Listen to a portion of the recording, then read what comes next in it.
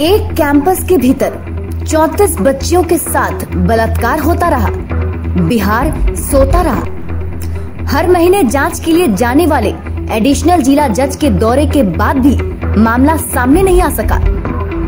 समाज कल्याण विभाग के अधिकारी के लिए भी सप्ताह में एक दिन आना अनिवार्य है। फिर भी सिस्टम के नाक के नीचे ये सब कैसे हो गया?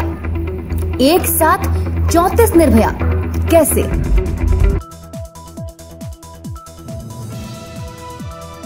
Tata institute of social science ने 2017-18 में बिहार में चल रहे सभी बालिका गृहों का सोशल ऑडिट किया था। 15 मार्च 2018 को इसकी रिपोर्ट बिहार सरकार को सौंपी गई थी। उस रिपोर्ट में जो खुलासे हुए वो रोंगटे खड़े कर देने वाले थे। उसमें पता चला कि मुजफ्फरपुर में चल रहे एक बालिका गृह केंद्र में रह रही लड़कियों के साथ यौन शोषण हो रहा है। खुलासे के बाद लड़कियों का मेडिकल चेकअप कराया गया और पता चला 34 लड़कियों के साथ दुष्कर्म हुआ था, जिसमें से एक की उम्र तो महज 7 साल है। इसके अलावा 3 लड़कियों की गर्भवती होने की भी खबर आई है। 2 जून को सरकार की ओर से इस मामले की जांच के लिए SIT बना दी गई, जिसका नेतृत्व SP सिटी UN वर्मा कर रहे थे। टीम ने 2 जून को बालिका गृह में छापेमारी की। इसके बाद बालिका गृह के संचालक ब्रजेश ठाकुर और विनीत के साथ ही वहां के 8 महिला को महिला थाने ले जाकर पूछताछ की गई। इस दौरान DSP मुकुल रंजन और महिला थाने की थानेदार ज्योति कुमारी साहू रोड स्थित सेवा संकल्प के ऑफिस पहुंचे और वहां से विजिटर रजिस्टर, स्टाफ रजिस्टर, एक कैसेट और कई कागजात अपने कब्जे में ले लिया। 2 जून की दोपहर में ही 3 बजे के करीब टीम SSP हरप्रीत कौर के साथ बालिका गृह पहुंची और बालिका गृह का निरीक्षण कर बालिका गृह पर ताला लगा दिया गया। अगले दिन यानी 3 जून को पुलिस ने बालिका गृह के संरक्षक ब्रजेश ठाकुर के साथ ही बालिका गृह में काम कर रही किरण कुमारी, चंदा कुमारी, मंजू देवी, इंदु कुमारी, हेमा मसीह, मीनू देवी और नेहा को गिरफ्तार कर लिया। इस दौरान महिला आयोग ने भी इस मामले का स्वतः संज्ञान लिया। इस कार्रवाई के दौरान यही लग रहा था कि बालिका गृह में कुछ गड़बड़ियां हैं और बच्चियों का यौन शोषण हुआ है, लेकिन जब बच्चों ने मुंह खोला तो पता चला कि इस बालिका गृह में न सिर्फ बच्चों का यौन शोषण हुआ, बल्कि यहाँ के 34 बच्चों के साथ बलात्कार हुआ है। एक बच्चे की हत्या कर शव को दफना दिया गया है और यहाँ की बच्चियों को कई सफेद पोशों के पास भी भेजा जाता रहा। इसके अलावा 3 बच्चों के गर्भवती होने की भी पुष्टि हुई है। अलग अलग मीडिया रिपोर्ट्स में इन दावों की पुष्टि की गई है। दरअसल जब बाल संरक्षण गृह पर केस दर्ज हुआ और जांच शुरू हुई तो बाल संरक्षण गृह से मधुबनी, मोकामा और पटना भेजी गई लड़कियों से पुलिस ने पूछताछ शुरू कर दी। पहले तो बच्चों कुछ भी बोलने से डरती रही, लेकिन जब उन्हें लगा कि वो सुरक्षित हैं, तो उन्होंने मुंह खोल दिया। 25 जून को कोर्ट में धारा 164 के तहत दिए गए बयान में बच्चों ने बताया कि बाल संरक्षण गृह में बच्चों को पॉर्न दिखाया जाता था। पॉर्न दिखाने के बाद उन बच्चों को नशे का इंजेक्शन दिया जाता था। ये इंजेक्शन उन्हें एक आंटी देती थी, जो बाल संरक्षण गृह में काम करने वाली मधु थी। इंजेक्शन देने के बाद एक शख्स उन्हें बगीचे में ले जाता था, जहां उसके साथ गलत काम होता था। उसके अलावा बाल संरक्षण गृह में काम करने वाली औरतें भी बच्चों के साथ गलत काम करती थी।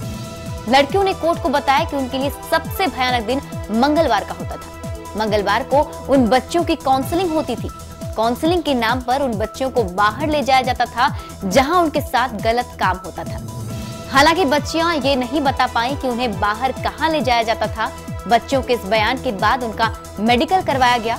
कोर्ट के आदेश पर बिहार के सबसे बड़े अस्पताल Patna medical college and hospital में सभी लड़कियों का मेडिकल हुआ। मेडिकल जांच में पता चला कि बालिका गृह में बच्चों के साथ रेप हुआ है, जिनमें से एक की उम्र तो महज 7 साल है। इसके अलावा मेडिकल जांच में 3 लड़कियों की गर्भवती होने की पुष्टि हुई।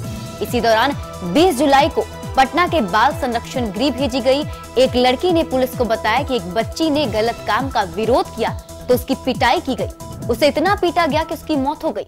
चलिए जायजा लिया जाए बिहार के सभी शेल्टर होम का। अल्पावास बालिका गृह मुजफ्फरपुर, संचालक ब्रजेश ठाकुर। आरोप 42 बच्चों के साथ यौन शोषण और शारीरिक मानसिक प्रताड़ना। कार्रवाई FIR दर्ज। जगह बॉयज चिल्ड्रन होम मोतिहारी। संचालक श्याम बाबू सिंह। आरोप 14 बच्चों के साथ मारपीट और अप्राकृतिक दुराचार।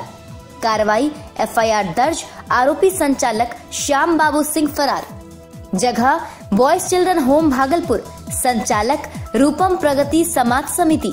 आरोप बच्चों के साथ दुष्कर्म। कार्रवाई, FIR दर्ज, कोई गिरफ्तारी नहीं। जगह बॉयज चिल्ड्रन होम्स मुंगेर, संचालक पनाह संस्था।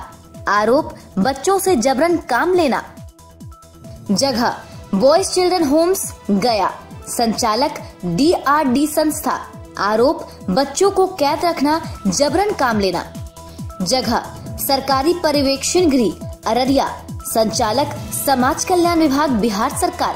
आरोप सुरक्षा में तैनात सिपाही पर बच्चों की पिटाई का आरोप। जगह अल्पावास गृह पटना, संचालक इकार्ड संस्था। आरोप कई बच्चों के साथ मारपीट, प्रताड़ना से तंग आकर एक बच्ची ने की खुदकुशी। जगह अल्पावास गृह मोतिहारी, संचालक सखी संस्था। आरोप बच्चों के साथ शारीरिक मानसिक प्रताड़ना। अल्पावास गृह मुंगेर, संचालक नोवेल्टी वेलफेयर सोसाइटी। आरोप बच्चों के साथ मानसिक प्रताड़ना, बच्चों के साथ परिजनों से 10,000 रुपए किराए की वसूली। अल्पावास गृह मधेपुरा, संचालक महिला चेतना विकास मंडल। आरोप बच्चों को जबरदस्ती रखना, बच्चों को कोई सुविधा नहीं। सभी शेल्टर होम को जुवेनाइल जस्टिस एक्ट के तहत रजिस्ट्रेशन जरूरी।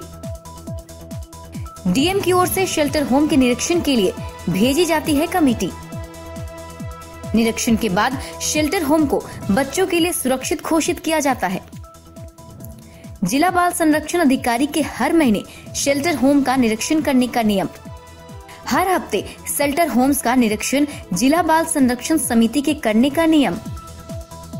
हर हफ्ते निरीक्षण के बाद जिला बाल संरक्षण समिति के रिपोर्ट सौंपने का नियम। होम्स में सुधार के लिए 3 महीने में 2 बार बैठती है समेकित बाल संरक्षण समिति। मुजफ्फरपुर बालिका गृह यौन शोषण के मामले सामने आ जाने के बाद बिहार की राजनीति में भूचाल आया हुआ है। इस मामले में समाज के कल्याण मंत्री मंजू वर्मा के पति चंदेश्वर वर्मा का नाम उछालने के बाद इसमें और भी कई बड़े नेताओं के नाम सामने आने को लेकर अटकलों का बाजार गर्म है। इसके जांच के बाद में यह सब हुआ है। जिसका जांच किसने करवाया? विभाग ने करवाया। विभागीय पदाधिकारी के दस्तखत से वो लेटर निकला, तब जांच हुआ और जांच का रिपोर्ट आया और रिपोर्ट के बाद हम लोग FIR दर्ज किए और उसके बाद अरेस्टिंग हुआ और अरेस्टिंग के बाद बौखलाहट में कौन क्या आरोप लगा रहा है, इसे मैं क्या बताऊं। जाहिर है कि एक सरकारी बालिका गृह को चकला बना देने का यह खेल केवल संचालक और कर्मचारी के बूते की बात नहीं है। इसमें राजनेताओं की सहभागिता जरूर होगी। ये दूसरी बात है कि जब तक जांच नहीं हो जाती तब तक किसी के ऊपर आरोप नहीं लगाया जा सकता। लेकिन ये भी उतना ही सच है कि आरोप मुक्त होने भर से सच झूठ नहीं हो सकता। कहाँ है? भगवान भरोसे छोड़ दिया। गृह मंत्री बने हुए नीतीश कुमार विभाग दे दें। इसको लेकर के हम लोगों ने लगातार आवाज उठाने का काम किया। फिर PMCH की रिपोर्ट के बाद पुष्टि हो गई और ये ब्रिजेश ठाकुर वगैरह किनकी लोगों के करीबी हैं, सुशील मोदी जी के चैम्बर में लगातार ये बैठने का काम करते हैं, उनके खासों खास में गिने जाते हैं और पूरा सरकार जो है इनको। सच तो सच ही रहेगा और ये सच ये है कि सत्ता का चरित्र एक ही होता है। जब प्रभु सत्ता के शीर्ष पर बैठता है तो उसके लिए उसके लोगों का बड़ा से बड़ा अपराध भी एक छोटी सी भूल और विरोधियों की एक छोटी सी भूल भी उसकी नजर में एक बड़ा अपराध होता है। बालिका गृह को लेकर सत्ता पक्ष विपक्ष दोनों की तरफ से राजनीति की जा रही है। दोनों में से किसी को इन बच्चियों की चिंता नहीं है। उन्हें सिर्फ फिक्र है इस मुद्दे को ज्यादा से ज्यादा अपने राजनीतिक फायदे के लिए इस्तेमाल किया जाए। किसी को इन बच्चों के साथ हुए गैंगरेप की परवाह नहीं है। परवाह है तो केवल इस बात की कि इस मुद्दे का अपने पक्ष में ज्यादा से ज्यादा कैसे इस्तेमाल किया जा सके। किसी राजनेता या दल को इस बात की चिंता नहीं कि आगे से इन बच्चों के साथ ऐसी घटनाएं दोहराई ना जाए। इस बात पर अभी तक कोई चर्चा नहीं हुई कि इन बेटियों की सुरक्षा सुनिश्चित कैसे किया जाए। सबको बस इस बात की चिंता है कि कैसे इसी बहाने अपने विरोधियों को निपटाया जाए। यानी आज की राजनीति का मकसद सिर्फ अपने लोगों को बचाना और विरोधियों को फंसाना भर रह गया है। फंसाने और बचाने के इस राजनीतिक खेल की वजह से बेटियों के आबरू लूटे जाने का खेल सदियों से चलता आ रहा है। आज भी चल रहा है और आगे भी जारी रहे।